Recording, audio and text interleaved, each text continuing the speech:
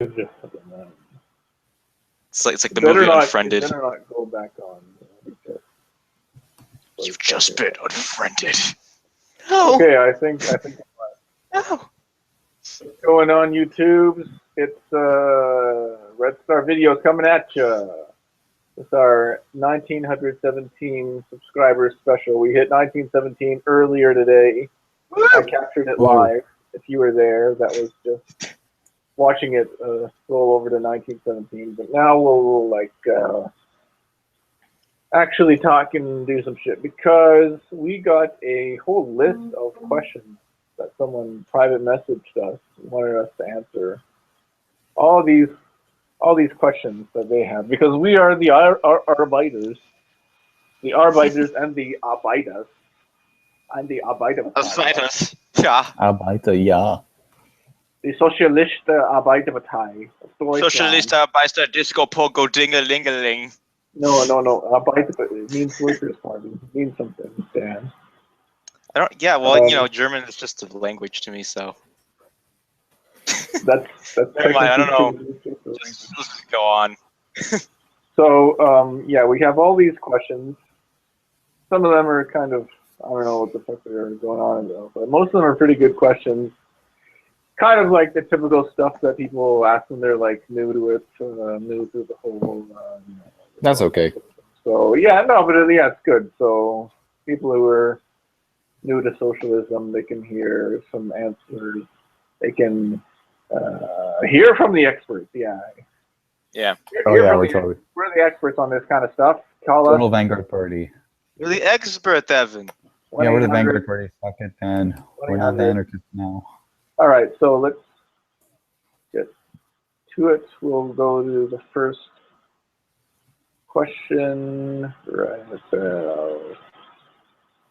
now. Okay, first question. Yeah.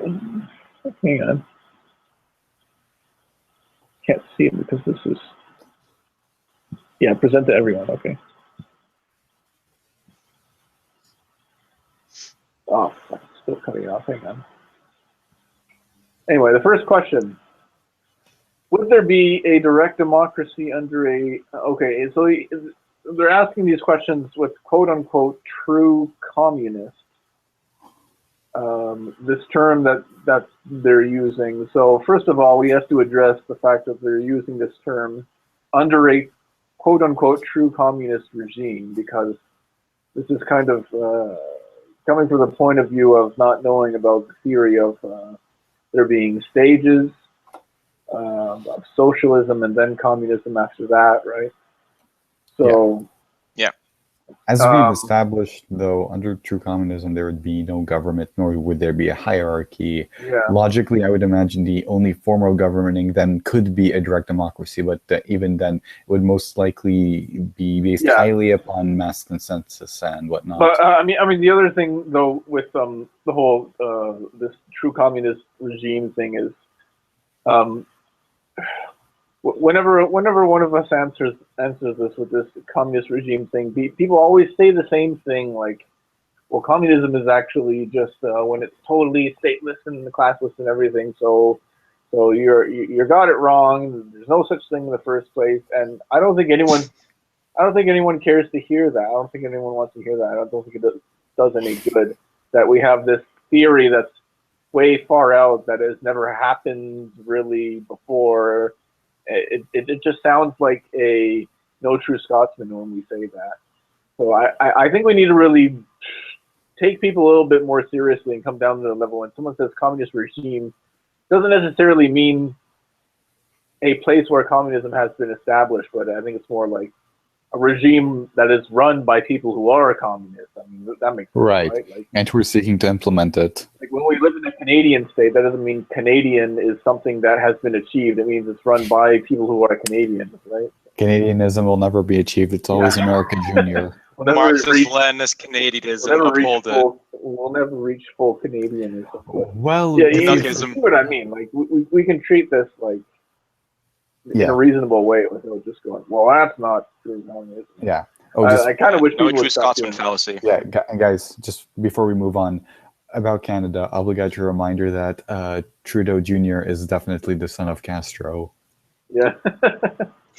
What's it all about?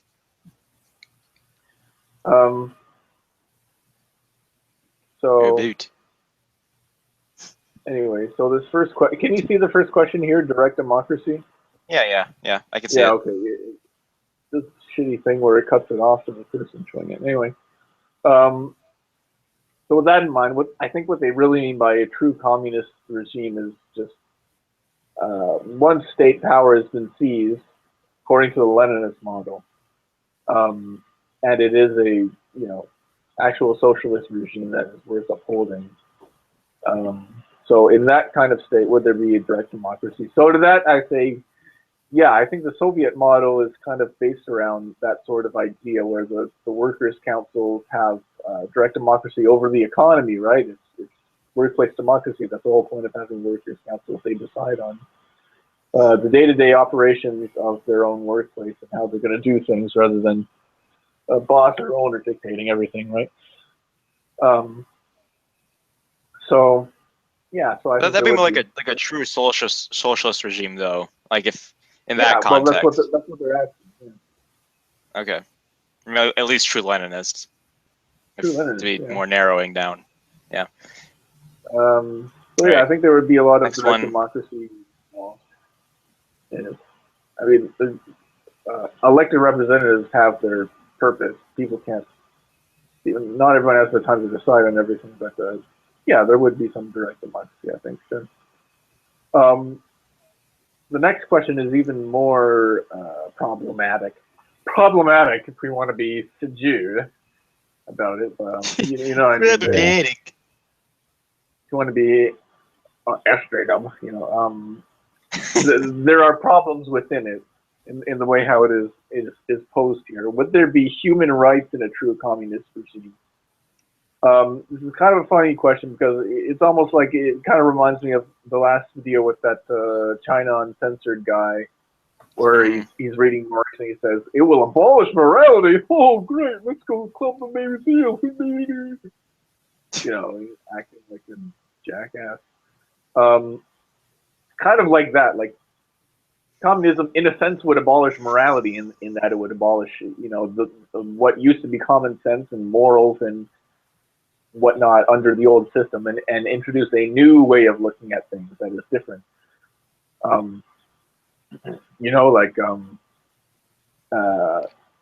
Under proletarian morality, it would be immoral to exploit someone, to make a great fortune off of someone else's misery. That would be immoral under proletarian morality. That would not be immoral under capitalism. It would be just business as usual. Yeah. Right. And likewise, and it's also the factor that like human rights under capitalism means you get like, first of all, the government, like the capitalist bourgeois government, is the one that grants those human rights in the first place, and secondly, it's only human rights if you can afford it. Like yeah, I guess it's mostly according to the UN, negative, it'd be right? like everybody should have like housing, shelter, food, Yeah, those are etc. positive rights and negative rights. Negative rights is basically like, oh, the government can't do X and Y to you, and that's what everyone thinks human rights are. But like positive rights are also important because then you can't actually enjoy your freedoms if you're living in abject poverty. Yeah. Yeah, exactly. And because when you're in abject poverty, your choices are limited. You can't do anything. The way how I've seen it posed is you can't feed yourself on freedom of speech. You can't put a roof over your head with freedom of assembly. As much as those are nice things that we should always strive for, it doesn't pay the bills. It doesn't keep you alive. Mm-hmm. So, different priorities. Because another problem is like when we're talking about like communism, consider there's going to be not a government per se, at least like not we this, went over like a state. They mean like a socialist regime run by. Well, yeah, but I mean but I mean like because then that means there isn't really a rights granted because the government is the one that gives those rights. At least we're talking about like a cap in a capitalist world. So in a sense, it'd be no by definition, but yes, as in what communist values are. if that makes sense. Right. I think like I'm just thinking it's like a matter of semantics, to be honest. Yeah, I don't know. Yeah. But yeah, just like there would be different views on morality, like seizing someone's assets if they have a huge landed estate with private ownership of all these factories and shit. That would be against someone's property rights under capitalism. And someone was arguing with me in the comments, like, you would violate their rights. That's their natural right, that they should own like everything that they can possibly own. Like, but you're not seeing past your ideology. That's just one way of doing things, that someone has a right to just own everything, just infinitely, unlimited, just buy every plot of land in the whole fucking world. You can just own everything. Uncap land. That's only one way of doing things. That's what happens when you buy everything. That, maybe there's a different way of doing it. You know, and it's especially funny because of, if you look at like land reform on Wikipedia, there's plenty of capitalist states that have done land reform before. So it's not like it's totally unheard of. But anyway,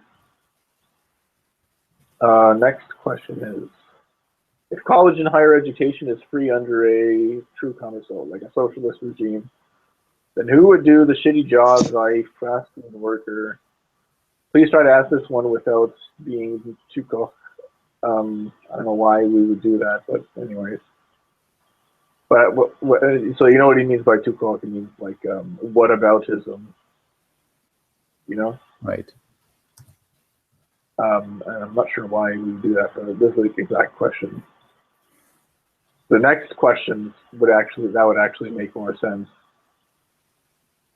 But I don't know. Anyways, so who would do the shitty fast food? Yeah. So who would do communism? Who would do the jobs? Well, mostly the same people who would do those jobs under capitalism, being that people who don't have an education yet, meaning like teenagers. And people, for whatever reason can't get a job doing those other things. The only difference being that under socialism, I think it would truly be people who just can't find, people who legitimately can't do any other job would do that, or if they want to for some reason. But it wouldn't be like some guy that's old that just got laid off and he can't find work, so he just does that, or someone who's just about to retire, but they have a shit pension, so they have to go back to flipping burgers. Right. That wouldn't really happen. It would only be people who legitimately can't work anywhere else that they take up those jobs in the socialist system. Mm-hmm. In a way, it would be like how these bourgeois theoreticians think that it does work, or that it should work under capitalism. That you don't need the minimum wage because that's just one step up the ladder, and you're going to climb that ladder all the way to the top if you want. If you don't make it to the top, well, you just didn't persevere enough, and you deserve your place flipping them burgers forever.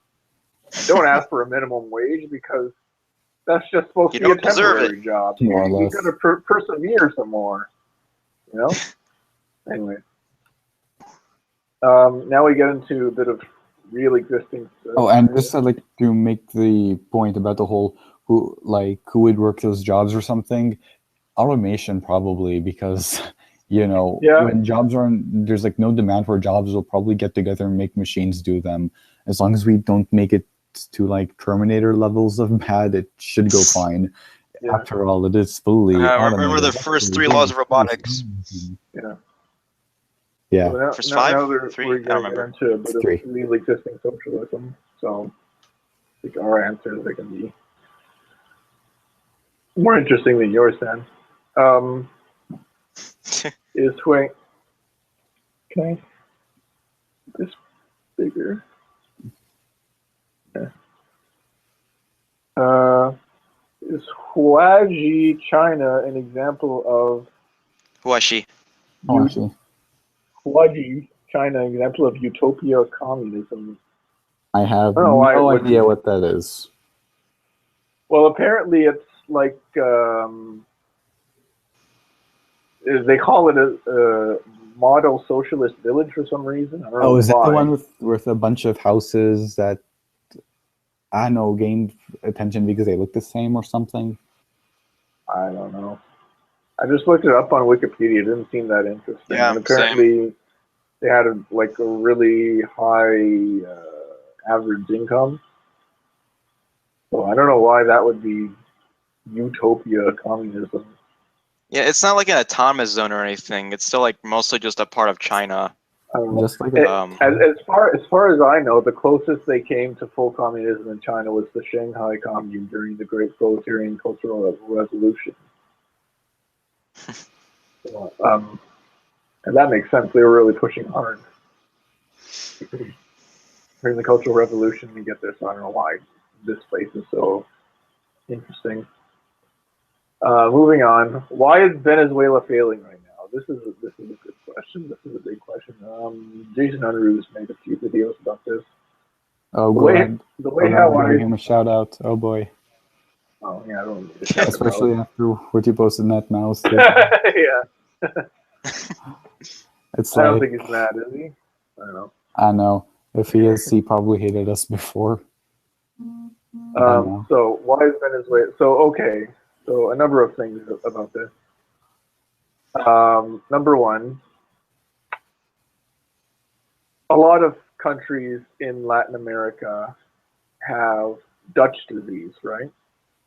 The imperialists came in. They decided this country has a lot of nice bananas. We're just going to develop the entire economy centers around banana production, and that's it. Fuck them if they want to have a diversified economy. They don't get it because this is our colony, right? Pretty much. They did it to Cuba too. It's all about sugar production, which, to be fair, the Soviets kind of did that to them as well. That was a pretty shitty thing to do to them. I think that's kind of why a reason why they call them social imperialists is you don't just do that to country. Anyways, and with Venezuela, it was kind of oil. A lot of their economy depends on oil. So when there's a massive dip in the oil market, that's really going to screw things over. Yeah. And sure enough, that's what's happened. In addition to that,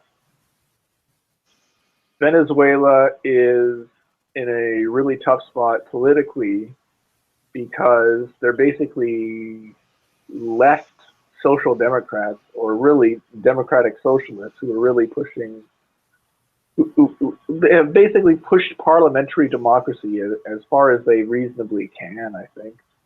Like, they're basically like Allende. If he kept going on for years and years and just never got assassinated, he just kept pushing, but within the confines of the bourgeois parliamentarian state. They've pulled off like kind of like a half social revolution and then cut it off from there, almost in a Bonapartist way, just stopping the social revolution, saying no, we're not going to go all the way through with it. And that's kind of what's screwing them over. You can't just pull off half a revolution. That doesn't work. You have to.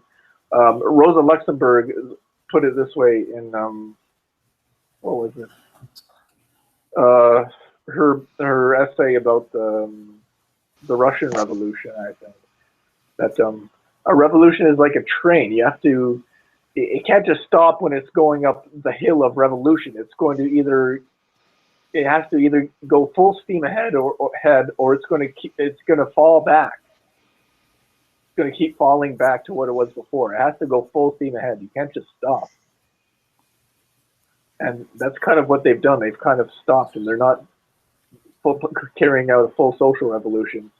And the disadvantage of that is that they still have a bourgeoisie that's still able to throw around its power, and that's what they're doing. They're sabotaging the Venezuelan economy. They're hoarding food to punish people for supporting the Bolivarian Revolution, for supporting the Chavista PSUV. And they're just causing as much chaos as they can, to try to destabilize the country. Presumably, in order to get some U.S. interference in there. I don't know. So yeah, that's the way I see it. That's basically kind of why Venezuela is failing. Pretty much. I mean, I think there's some corruption too, but a lot of that is like, you know, it's a poor country. It's going to be corrupt, obviously. So yeah, the Dutch disease, not having a diversified economy, not, a lot of people say not taking advantage of when they had a lot of profit off the oil to try to diversify their economy. Maybe they missed that opportunity. I don't know. But yeah, it's pretty shitty. And it's really bad for Cuba as well, because they were kind of filling in the role that the Soviets vacated in the early 90s. So, you know, they're trying to get out of the special period. But I don't know, are they going to have to go back to a special period, or are they just going to intensify neoliberalism? That's another really worrying thing. Next question. Why should people work in communism? Because they want to. Now, they didn't say true communist regime. They said communism. So that's different, yeah. I don't know what this means. The answer is if you want to, you can work. Pretty much, like, a lot of people have interests and hobbies. They're going to probably be pursuing that. A lot of them come in the form of jobs. So yeah, if it's fully automated communism, then you wouldn't really have to. But if we don't achieve automation yet, then you would still have to, I guess. I don't know. I mean, I'd say we'd be improving it. Like by socialism, we should have all those things. You know, once we're done the communists. I kind of, in my Tendencies Marxism video, I explained that full communism would come with automation. And someone said, well, that's not necessarily true, because it only comes when you just totally liquidate class society. And there's no more class contradictions. But I don't know.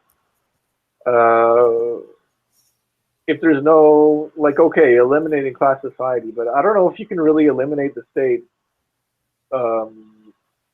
when you haven't achieved full scarcity yet. Because you still have to watch out for how you distribute the resources. People are still going to get greedy if we're not at scarcity yet. We have to ration and make sure people are, you know what I mean? Pretty much. I think the withering away of the state would only happen post scarcity. I think that's the only way how it would work. I don't know.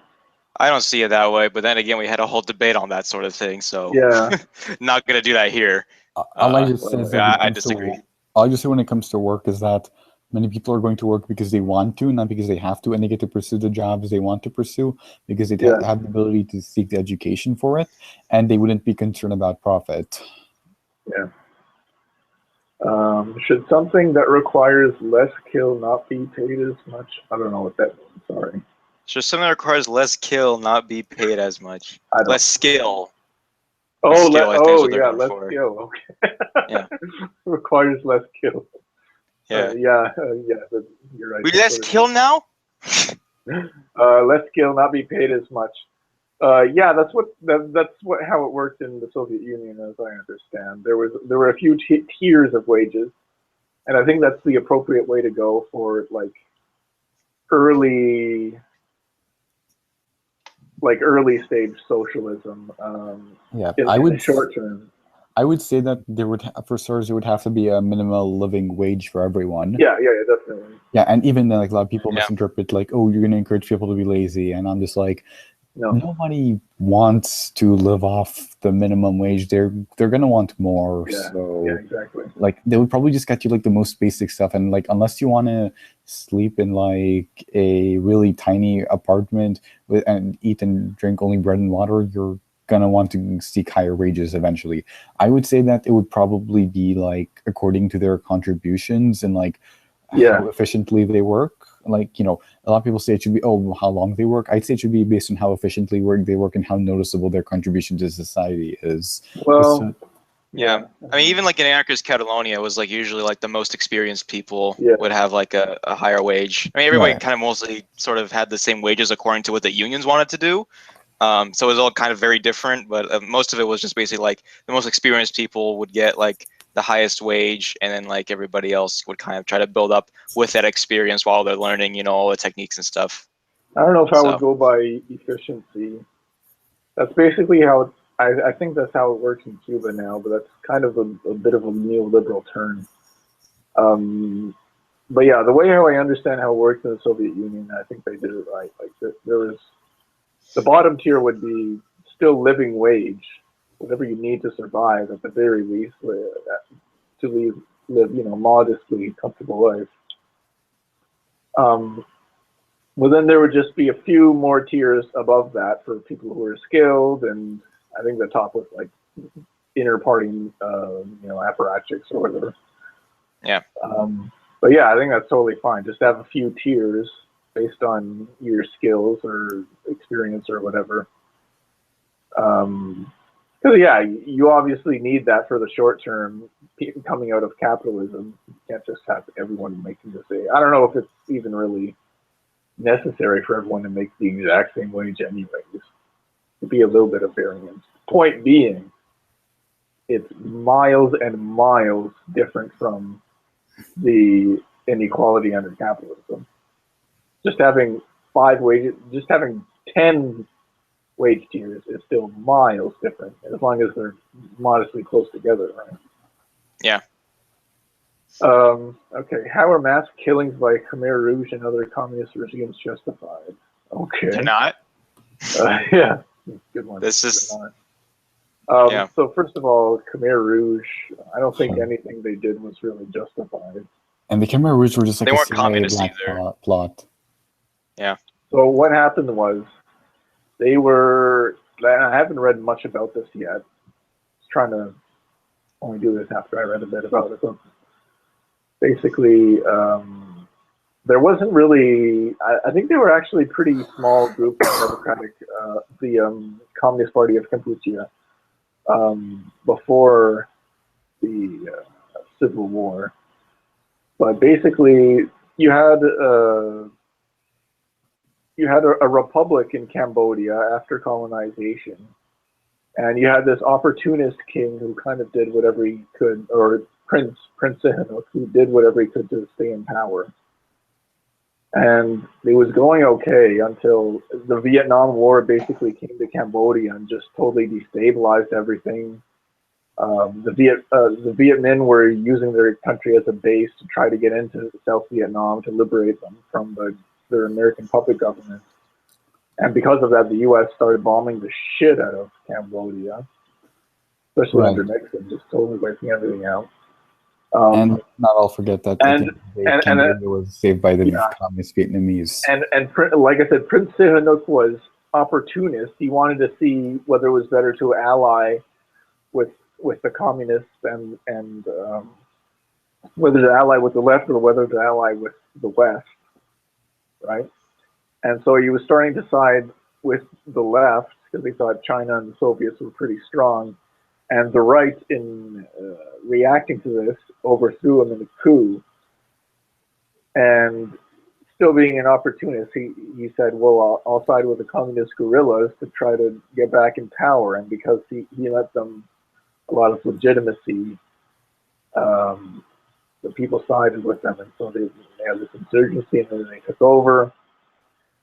And basically, it seems like the ideas, like these guys were learnt about class struggle and the French Revolution and stuff while they were in the university in Paris.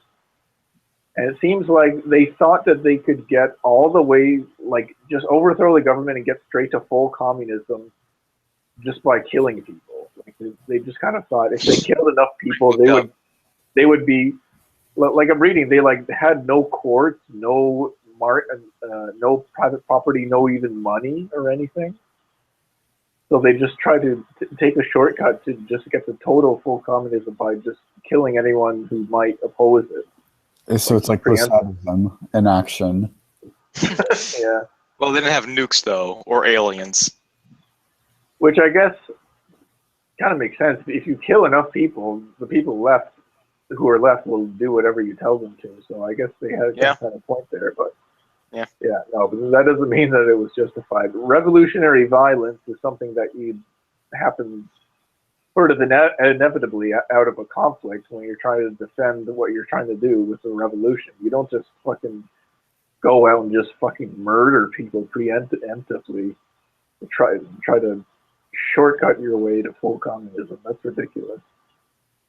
That's, from what I understand, just from reading a little bit, I think that's what Khmer Rouge did.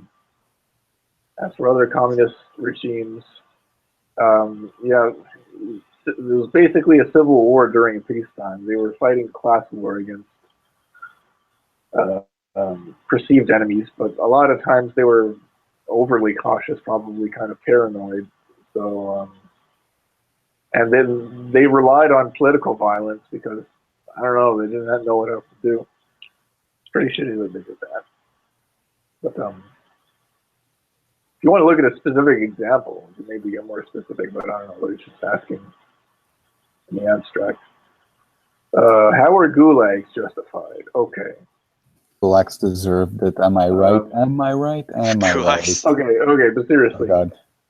do you accept that a state is needed to transition to socialism, which you can watch our Marxism versus anarchism debate for that. If you accept that a state is needed, in order for a state to exist, it has to have a criminal justice system. And with the criminal justice system comes prison. So once you have prisons, there's a question, are the prisoners just going to sit there doing nothing all day, or are they going to do work, right? And it's a question. You might as well have them doing some kind of work. Even in the U.S., I mean, they have them doing slave labor for private corporations. I think that's pretty fucked up. Basically slavery all over again. I think it makes more sense for them to do community service, which is kind of what they did in the Soviet Union, if you think about it. I mean, it was for the greater good. At least no one was privately profiting off of it. Yeah. But in any case, like the existence of the Gulag itself, it's like, what are you going to do? They had criminals that they had to throw in jail. And once they were in jail, they figured, well, we have this economy that we're trying to rapidly build so that we can keep up with the Nazis who want to kill us. So yeah, we're going to need that prison labor. Yeah. They And were maybe kind of slaves in a way. this can tie back to something we answered before. They can do the jobs nobody wants to do. Yeah, well, but yeah, I mean, you can have prisoners. Might as well have them do a bit of prison labor. Does that mean that they should be pushed to do back-breaking labor and be in shit conditions and be basically tortured to death by, shit conditions and back-breaking labor? No. Then we don't need any of that. It doesn't have to be like that. It could be just, just do it, put in an honest day's work, rehabilitate yourself, and then you get out of jail. And sure enough, people got out of gulags. The average sentence was only a few years. They were not death camps. When they had shit conditions, there was, diseases and shit. Yeah, a lot of people were dying because, the country itself was in shit conditions. It was underdeveloped. But anyway. Why are left comms looked down on full communism, etc.? I could answer that. Having also, been a mod and all that stuff, and still, yeah. Basically, the people there tend to mostly lean towards Leninism, and Lenin and Luxemburg had a bit of a minor dispute, which I think gets overblown in a lot of leftist circles. And there's then this meme spawn that left communists don't really want to do anything, and I think some people just take it a little too seriously and whatnot. So yeah, it's mostly meme. But on the other hand, like a lot of people who have left communist Luxembourgist flares generally get along fine with the posters on average. Oh, and if you're concerned about left communists being hated, though, I would like to give a shout out to the Discord called The Far Left Side. You can find it through Reddit via The Far Left Side. For those of you that don't know, we were the main far left wing group on our place when that April Fool's event was happening on Reddit, and we were the ones who filled out the communist artwork on the pixel board. And I was one of the main moderators leading that, having been like some of my friends. Yeah, all right, we get it. Yeah. You're cool. Yeah, and it's a place where left communists can. It's a place where left communists can essentially hang out if you are worried about getting booed upon, because it's a multi-tendency subreddit, multi-tendency Discord chat. Although you have to go to the subreddit to get there, and we're going to provide a link going on. I think the thing is that left communists basically are critical of every communist state that has ever existed, right? Which isn't any different from anarchists, but I don't know. I guess they take it more personally because they identify as Marxist. I don't know. Anyways, where are we now? How are things like anti-free speech justified in China? Well, they're probably too overzealous with it. I would say it's not justified. I.e. mentioning the Tiananmen massacre. Well, like we said in the other the China Uncensored video, part of that, the Tiananmen Square protest, was people wanted to return to a more socialist state, to go back on the neoliberal Deng reforms, right? So, do I support them censoring that? No. I don't know what else you want me to say on this. Is it hypocritical to say that communism will work because people aren't selfish, but capitalism doesn't work because people are selfish? No, because capitalism forces people to be selfish. That's how it works. Pretty much. So no, it's not hypocritical. You're forced to put your self-interest before everyone else's. You're forced to be selfish. Would there be free speech in a true communist regime? Not really. I mean, there'd be some free speech, I guess. I mean, like, what are you asking? Like, no country in the world has, absolute freedom of speech. The most liberal democracies don't have absolute freedom of speech. So yeah, there would be some type of free speech. It would be towards different goals than a liberal democracy than a capitalist state, because capitalist state lets you have freedom of speech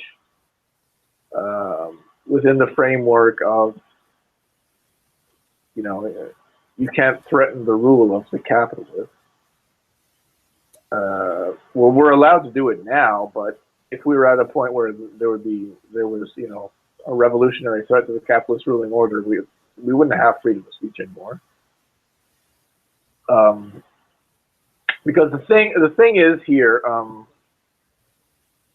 liberal democratic form of government is something that only exists when the current ruling order is very solidified in its power, right?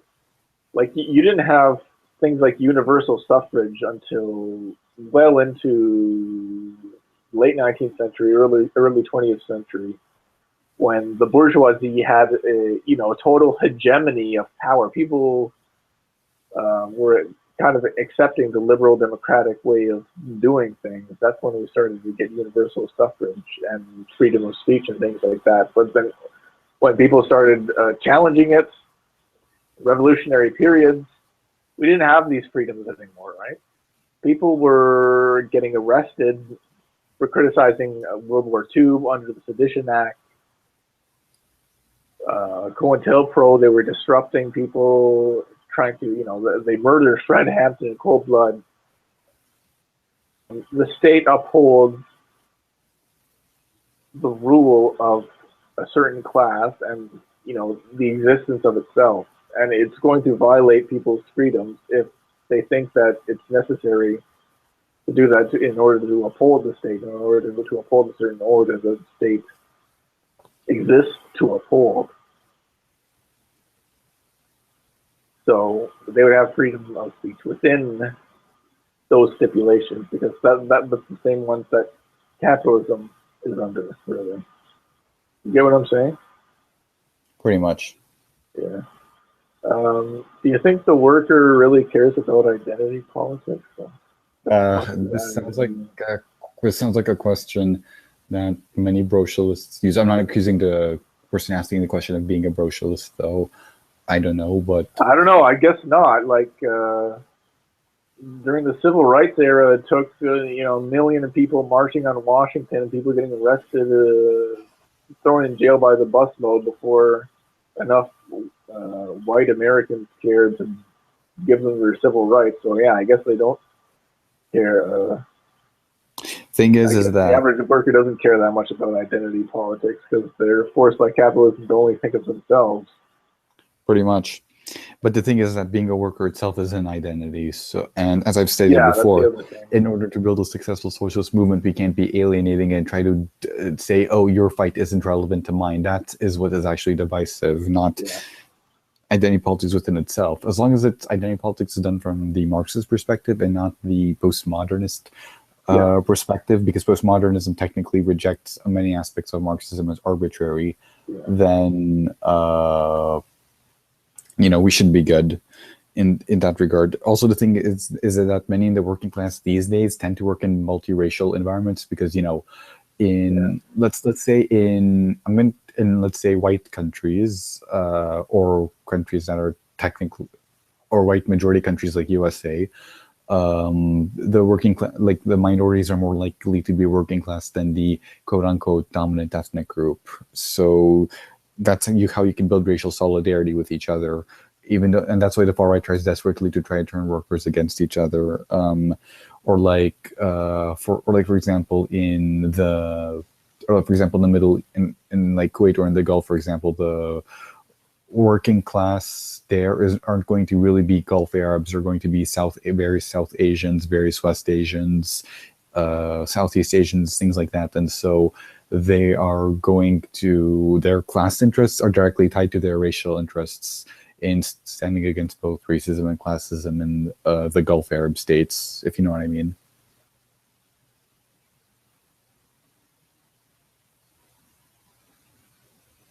Right?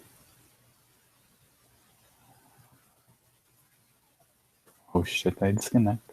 Yeah, sorry. I'm here. If I disconnected for a second. Identity politics is a spook, basically. That's how I put it. Aren't people more divided by class than race or gender? Yeah, mostly, I would say. That doesn't mean that that doesn't mean that race or gender don't exist anymore. They don't exist as a social reality, as a source of social oppression. Right. So, yeah, they're more divided by class. So what? Finally, do you think you could make a political compass-esque quiz to determine what kind of communist? Yeah, that'd be interesting. Sure, we could probably try that. I don't know how I would do that. Maybe probably have to use a bit of PHP, JavaScript, maybe get that all to work together. We could just maybe do a simple mini quiz kind of thing. Yeah, maybe. There should be websites that host that. Like, it doesn't have to be like a compass thing. It could be just like, you got this. Yeah. Yeah, it'd be interesting. It'd be kind of hard because we would have to turn all these ideologies into like an axis. We wouldn't even have to really do an axis. Just like, you got Trotskyism, you got Trotskyism, you got Stalinism. Yeah, that's true too. It could be. It can't work on a compass anyway because they're all going to be far left. One is not technically inherently further left than the other. So it'd have to be like each question has an answer that points to one of these. Yeah. And none of these are exactly alike, so it should be easy. Yeah, it's an interesting idea, though. All right, so that's all the questions that we got there. Thank you for joining us for this 1917 special. If you want, leave some comments and we'll answer questions for 2,000 subscribers. We'll hit that. That should come very soon. Yeah, Q&A videos if have to get lots of maybe if I subscribers. just make that call out at the end of this, we won't get so many questions, so we can get through them all. Yeah. Anyway, I'm tired. All right. All right. Thanks for joining us. Goodbye.